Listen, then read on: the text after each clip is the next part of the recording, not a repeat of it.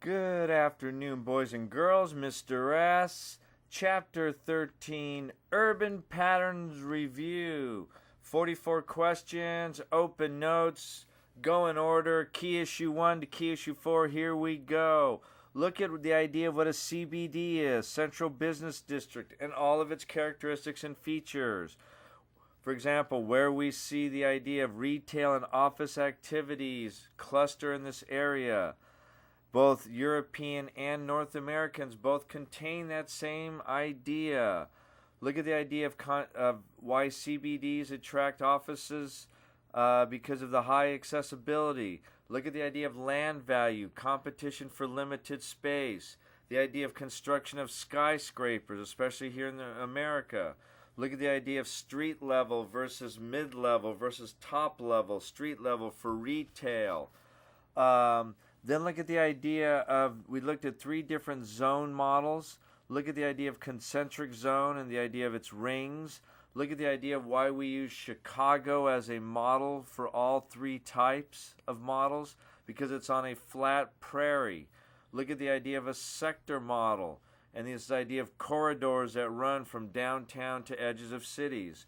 Look at the idea of multiple nuclei model and its features, especially the idea of how airports, for example, attract industries. Think of Ontario Airport.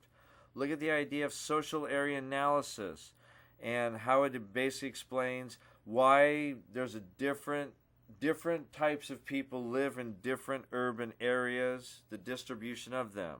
And one of the key features or factors of social area analysis when we look at the multiple nuclei theory is that why certain cities and neighborhoods attract different type of people is basically on the idea of ethnic origin.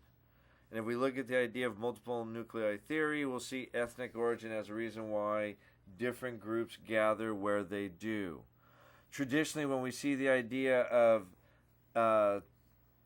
CBD, the idea is that higher income people tend to live in the near part of the city or the central part, except for in one place in the world, North America. We looked at the idea of ramshackle housing or squatter settlements. We looked at the idea of terms of things like filtering, redlining, public housing, gentrification. So look at what those terms mean. According to U.S. law, for example, cities sometimes force people to move. If they do, they pay for the cost and the increase in rent. We talked about the idea of the underclass.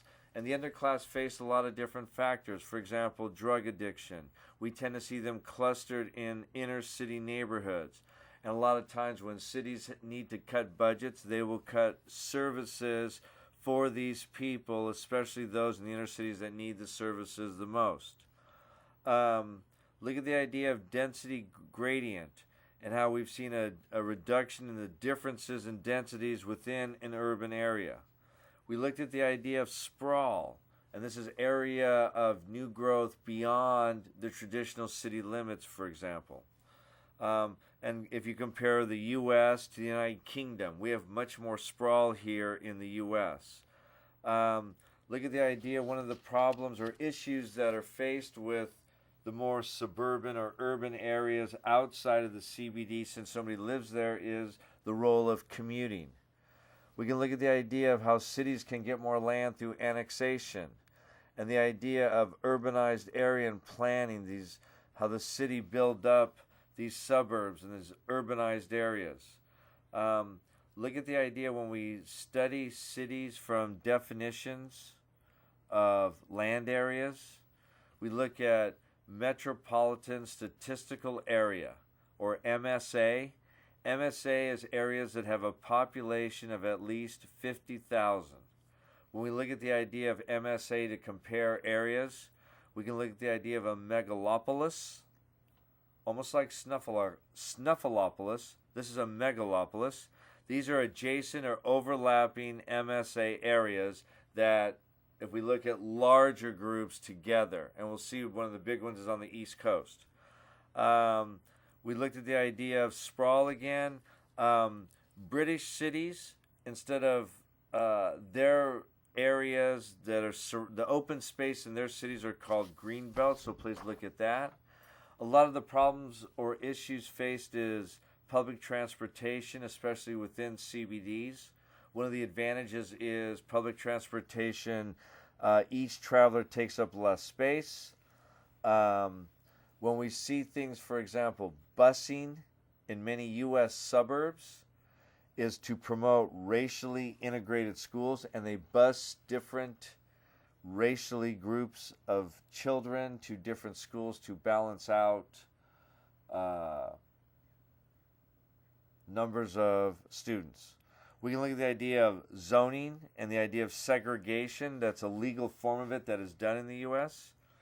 One of the reasons that people like to live out in the suburbs, like Laverne, is the private land surrounding the houses. The largest percentage of U.S. people live in the suburbs. The most trips that are made from the suburbs or dealing with the suburbs are people going to work. And because of that, the U.S. has helped, the government has encouraged this lifestyle by the building of highways. And so our lives are more emphasized by the use of cars as compared to, let's say, Europe, where the government subsidizes public transportation, so makes it cheaper and easier for people to want to use public transportation. Public transportation is also very energy efficient. And again, because of the suburbs, we are more likely today to shop in malls.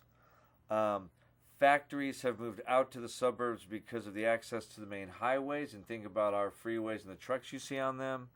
And one of the things that some people face as a difficulty in living in the suburbs is for businesses and work is if you don't own an automobile, it may be hard to get to work. That's it. Make good notes. Talk to you later.